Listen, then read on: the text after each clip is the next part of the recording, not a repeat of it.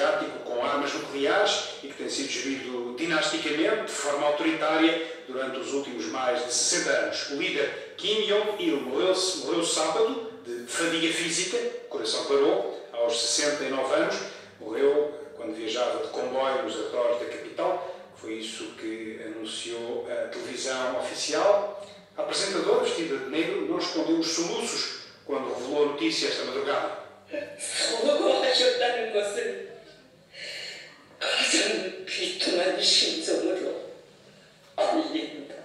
Não é fácil saber o que se passa em Pyongyang, mas um diplomata ouvido ao telefone pela agência japonesa de notícias tratou de passar há pouco algumas informações, Isabel Meira. E a calma é a nota mais dominante neste relato. Em Pyongyang, capital da Coreia do Norte, são agora 6 da tarde. Algumas lojas estão fechadas, há grupos de pessoas junto aos principais monumentos da cidade com retratos do líder. Algumas choram a morte de Kim Jong-il. Nas reações fora de portas, Londres entende que a notícia pode ser um momento de viragem para a Coreia do Norte. Em comunicado, o ministro britânico dos Negócios Estrangeiros espera que o novo poder reconheça um maior envolvimento da comunidade internacional como forma de melhorar as condições de vida do povo norte-coreano. Londres avança já nesta altura para um apelo, pede a Pyongyang que retome as conversações sobre o desarmamento nuclear da Península Coreana. Em conversa telefónica já estiveram o Presidente dos Estados Unidos e o chefe de Estado sul-coreano para falar sobretudo sobre questões de segurança. A Casa Branca revela em comunicado que Obama fez questão de reafirmar a determinação dos Estados Unidos em garantir a estabilidade da região. Trataremos de lembrar daqui a pouco como Pequim tem sido a chave para perceber a longevidade desta dinastia musculada. Para já, outros detalhes da notícia. O filho mais novo de Kim Jong-il, Kim Jong-un, já foi referido como o grande sucessor. É uma mudança anunciada nesta única ditadura comunista e hereditária do mundo. Pai e filho são, assim, protagonistas da atualidade, cujo perfil interessa conhecer melhor. Comecemos, Nuno Domingos, pelo líder que morreu há 2 dias. Kim Jong-il sucedeu ao pai em 1994. 17 anos de liderança de um dos mais fechados regimes do mundo, resumindo-se 2 temas, pelo menos para quem vê de fora. Um aprofundar do programa nuclear, que aproveita as reservas de urânio existentes na Coreia do Norte, e também um aprofundar da fome, que obrigou, em determinados momentos, a raras conversas sobre ajuda humanitária com parceiros internacionais, sempre por via da China. Foi durante o consulado de George W. Bush, na América, que o tema nuclear ganhou uma outra visibilidade, quando a Coreia do Norte foi incluída no eixo do mal. A liderança de Kim Jong-il surgiu no pior momento do país, depois do colapso soviético, que levou mesmo o país a um maior isolamento e ao disparar dos mortos por subnutrição. Foram dados passos tímidos em relação a uma hipotética reunificação com a Coreia do Sul. Há mesmo um programa de visitas dos familiares do Norte ao Sul, mas a terra de ninguém continua a existir entre os 2 territórios. São mais de 200 km de extensão, com 4 km de largura, o chamado Paralelo 38, de onde, de quando em vez, são ouvidos alguns sons de tiros. Sim, pinceladas sobre o mapa da Península Coreana e com particular atenção para a parte norte, a Coreia do Norte. Interessa ainda, Nuno, reunir a informação, e ela não é muita, é relativamente escassa, informação que nos permita fazer um retrato do herdeiro. Kim Jong-un, 27 ou 28 anos, não é certo.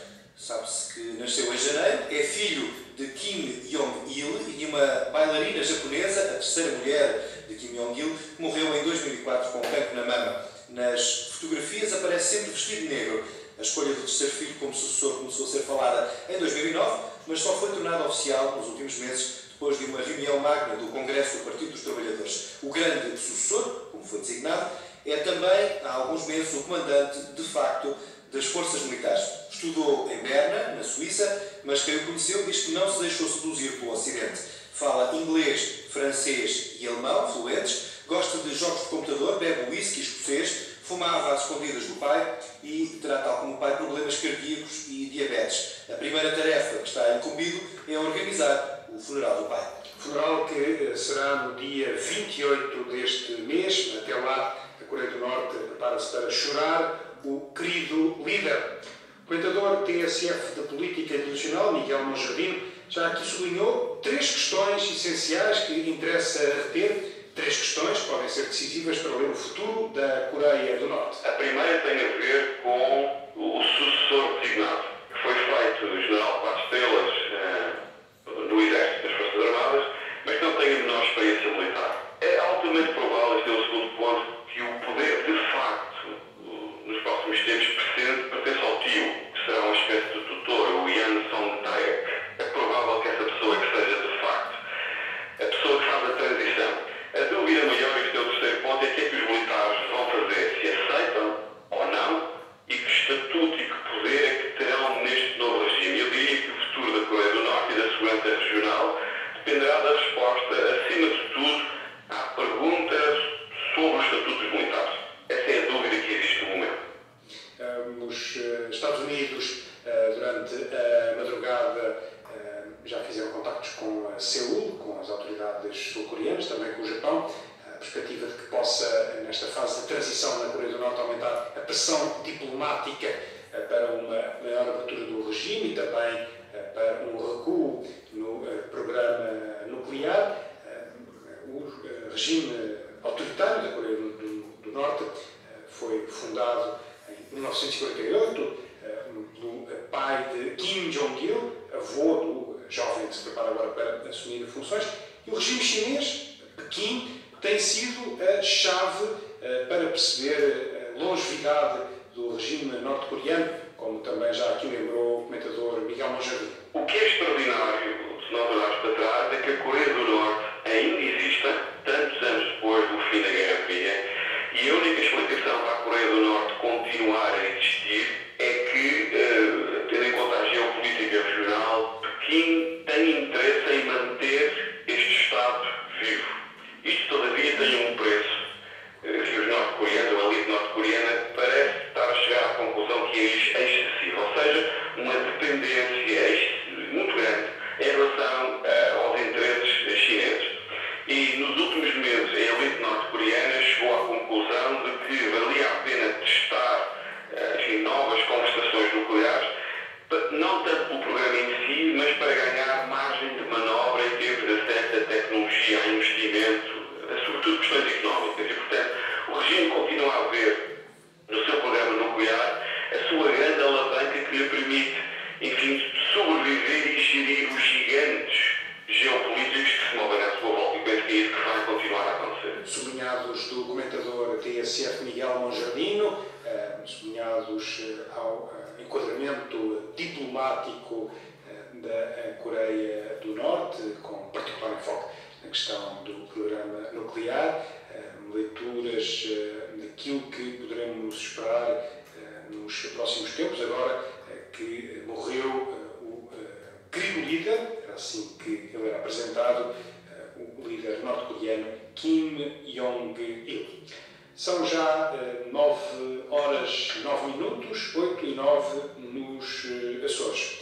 As listas de espera para cirurgia estão a aumentar em vários hospitais portugueses. Os números oficiais avançados esta manhã pelo Diário de Notícias mostram-nos, Rude Fonseca, até que ponto é que os cortes nos pagamentos de operações adicionais estão a fazer crescer o número de doentes à espera de uma operação. Só entre setembro e outubro foram realizadas menos 26.272 cirurgias. Os relatórios de produção mensal divulgados pela Administração Central dos Sistemas de Saúde indicam que a quebra nas operações programadas tem vindo a acentuar-se de mês para mês. O Ministério da Saúde assume que esta situação é o resultado dos cortes orçamentais. Numa resposta a uma questão colocada pelo Bloco de Esquerda, o Gabinete de Paulo Macedo sublinha que a descida no número de cirurgias programadas realizadas é uma opção das instituições que, para diminuírem as despesas, estão a cortar na produção adicional que é paga aos profissionais com incentivos por ato ou através de horas extraordinárias, custos que são suportados pelas próprias unidades de saúde.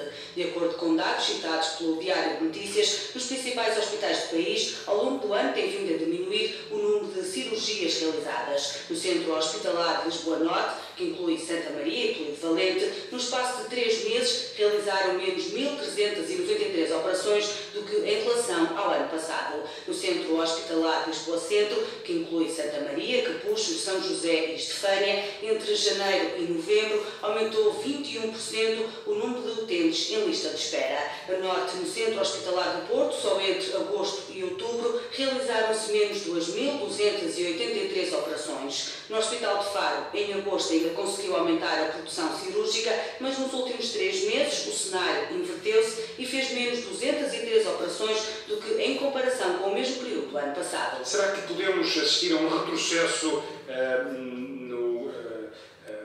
na luta contra as esperas por cirurgias nos hospitais portugueses? Questão que a TSE procura clarificar, recolhendo opiniões. Para já interessa registrar declarações de alguns responsáveis hospitalares, ouvidos também pelo DN. Eles dizem que estão a ser feitos esforços para aumentar o número de cirurgias feitas dentro dos horários normais nos respectivos hospitais. A saúde está doente e o Governo tinha alternativas ao aumento das taxas moderadoras. Assim, desta forma, que o bastonário dos médicos fez o diagnóstico da situação, na noite passada, durante uma cerimónia em que meio milhar de médicos jurou lutar pela vida dos pacientes. Alexandra Nunes. O juramento de Hipócrates de 500 novos médicos formados no Norte pressupunha um ambiente mais festivo, mas o bastonário optou antes por um tom crítico às políticas de saúde em Portugal. José Manuel Silva aproveitou o momento para dizer que o aumento das taxas moderadoras não é o caminho a seguir. Não é admissível aumentar os impostos sempre aos mesmos. Para isso não precisamos do Ministro das Finanças, basta um contabilista. É necessário que a economia paralela pague impostos. Só isso seria suficiente para equilibrar o orçamento do Estado. Se o Ministro das Finanças não sabe como fazê-lo, que dê lugar a quem saiba, porque não é difícil taxar a economia paralela. No discurso, o responsável da Ordem dos Médicos recuou ao tempo de Salazar para falar de um futuro incerto para os recém-formados. Vocês jovens não se lembrarão, mas lembram-se os mais velhos das críticas que eram feitas ao anterior regime, que não dava condições de vida aos seus cidadãos e os obrigava a emigrar. Também para o ano podereis ser confrontados com uma nova realidade, o excesso de candidatos para o número de vagas de especialidade.